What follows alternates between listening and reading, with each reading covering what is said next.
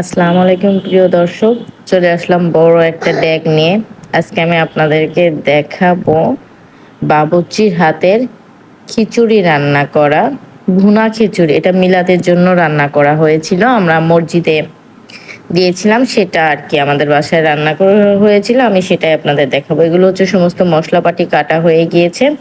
এখন হচ্ছে আগুন ধরানো হচ্ছে। বাবুর্চি যে উনি এসে হচ্ছে চুলা বানালো, তার ইট দিয়ে চুলা করে এখন ওর ভিতরে কাঠ দিচ্ছে।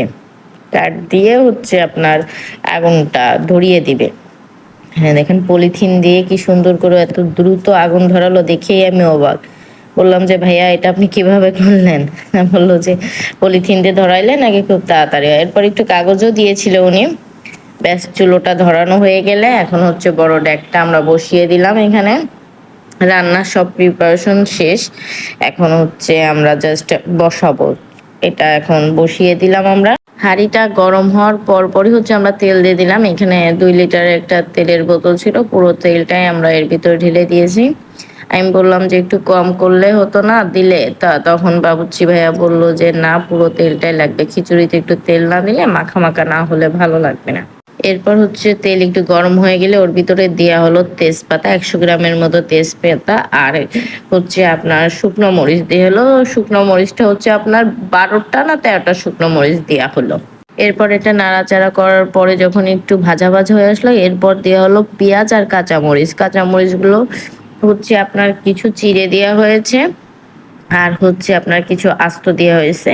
এখানে হচ্ছে আপনার 1 কেজির মতো কাঁচামরিচ ছিল, 1 কেজির একটু কম দিয়ে। পেঁয়াজটাও ছিল আপনার 1 কেজি।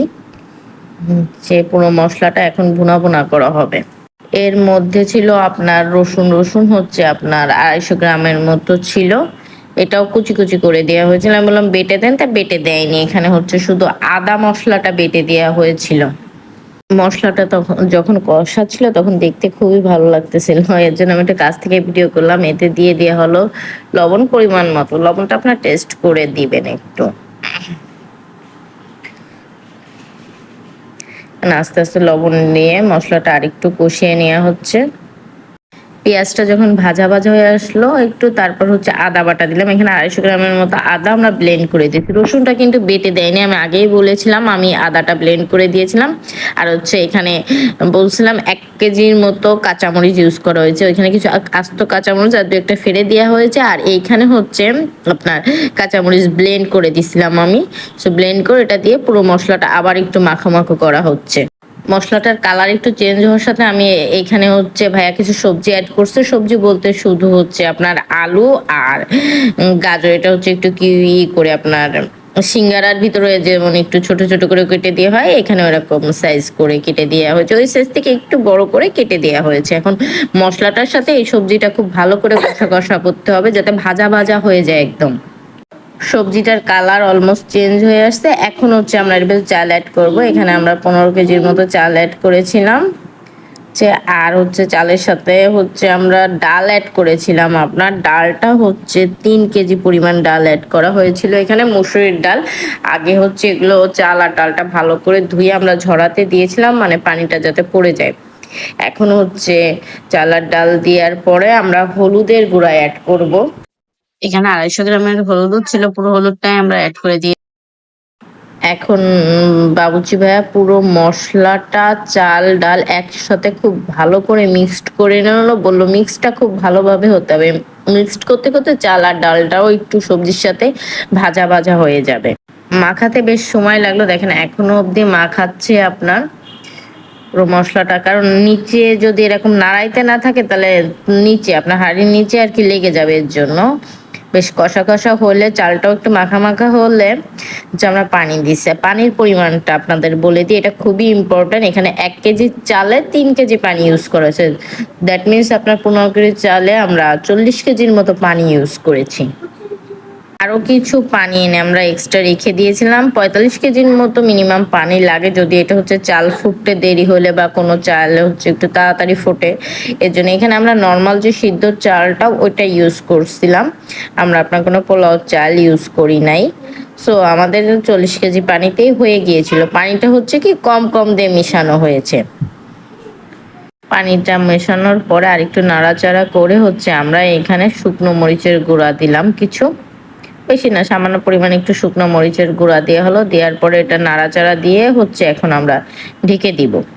চুলোটা ঢেকে দিয়ে জালটা আর কি মিডিয়াম রাখা হয়েছে। এখানে মাঝে মধ্যে হচ্ছে ইয়েটা নামায় উনি একটু নাড়িয়ে দিচ্ছে যে নিচে ধরে যাচ্ছে কিনা, কি অবস্থা এটা দেখার জন্য হচ্ছে একটু নাড়াচাড়া করে দেওয়া হলো। নাড়াচাড়া করে দিয়ে আমরা আবারও ঢেকে দিব। আবার একটু খুলে দেখা হচ্ছে কি পজিশন দেখেন। এখানে আমরা ঢাকনা বন্ধ করে প্রায় 20 থেকে 25 মিনিটের মতো রান্না করার পরে হচ্ছে এই পজিশনে আসছে। দেখেন এখন একটু উনি চেখে দেখতেছে লবণ টবণ এগুলো ঠিক আছে কিনা। আমার বাচ্চা ওই পাশে দোল খাচ্ছে, ও থাকবে। আমি বললাম তুমি একটু রেস্ট করো না, ও ভিডিও দেখবে, তাই ওকেও রেখে দিয়েছি। একটু চেখে দেখার পরে মনে হলো লবণ একটু কম আছে, তাই ভাই আবার একটু লবণ দিয়ে দিল। দিয়ে হচ্ছে আবার একটু নাড়াচাড়া করে আমরা আবার হচ্ছে আপনার এটা ঢেকে দিব। হ্যাঁ, এটা ঢেকে দেওয়ার পরে হচ্ছে জাল অনেক বেশি ছিল, এই জন্য ভাই আস্তে করে জালগুলো দেখেন সব সরাই নিয়েছে। এই যে আস্তে আস্তে জালগুলো দেখেন সব সরাই নিচ্ছে, কারণ অত হিটে তল থেকে পুড়ে যাবে। এখন হচ্ছে আমাদের প্লেটে একটু উঠিয়ে দিয়েছে, আমরা এখন টেস্ট করে দেখছি। দেখলাম লবণ টবণ সব ঠিক আছে, আর চালটাও ফুটে গেছে, দেখেন অলমোস্ট হয়ে গেছে। এগুলো হচ্ছে পোলাও পাতা। আমরা ন্যাচারালি একটা ফ্লেভার আসার জন্য পোলাও পাতাটা ইউজ করছি। এই গাছটা আমাদের বাসায় আছে, গাছ বাসা থেকে তুলেই হচ্ছে দিয়েছি একটু ধুয়ে পরিষ্কার করে। আপনারা চাইলে যদি এই পাতাটা না থাকে আপনাদের কাছে, আপনার হচ্ছে মোগলাই মশলাটা ইউজ করতে পারেন। এখন হচ্ছে ভাই একটু লেবেল করতেছে, লেবেল করে জাস্ট দমে বসাই দিবে, আর কোনো কাজ নেই। অলমোস্ট রান্না শেষ আপনার। আমরা টোটাল 40 মিনিটের মতো রান্না করলাম। এখন হচ্ছে দেখেন টোটাল খাবারটা দমে বসাই দেওয়া হইলো। জাল দেখেন পুরো সরিয়ে নিয়ে হচ্ছে, লাস্টে যে নিচে যে কয়লাগুলো ছিল জাস্ট ওইগুলোই আছে। এখন দমে বসানোর পর ঢাকনাটা উঠিয়ে দিয়ে আমি হচ্ছে কিছু জিরা আর গরম মশলা একসাথে ভেজে গুঁড়ো করে নিয়ে দিয়েছিলাম, ব্লেন্ড করে আর কি দিয়েছি। এবার ওই মশলাটা এই খিচুড়ির উপরে ছিটিয়ে দেওয়া হলো, দিয়ে আর একটু নাড়াচাড়া দিয়ে আর কি রেখে দেওয়া হবে।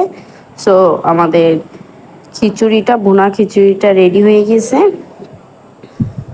দেখেন এই যে এখন হচ্ছে কেটে প্যাকেটিং করার পালা। আপনাদের কেমন লাগলো অবশ্যই আমাকে জানাবেন। ভিডিওটা যখন রেডি করতেছি তখন আমি হচ্ছে হসপিটালে, এই জন্য অত ভালো করে রেডি করতে পারিনি, কারণ আমার বাবুটা খুব অসুস্থ, ওর নিউমোনিয়া হয়েছে। এই যে মোটামুটি আমরা 100 প্যাকেটের মতো রেডি করেছিলাম, আরও বেশ কিছু এক্সট্রা ছিল। এগুলো আমি হচ্ছে আপনার নিজেদের জন্য এবং আশেপাশে বেশ কিছু বাড়ি, প্রায় 10-12 বাড়ির মতো পরিচিত প্রতিবেশী সবাইকে দিয়েছিলাম। আল্লাহ হাফেজ, সবাই ভালো থাকবেন, সুস্থ থাকবেন, আমার মেয়ের জন্য দোয়া করবেন এবং ভিডিওটি কেমন লাগলো জানাবেন।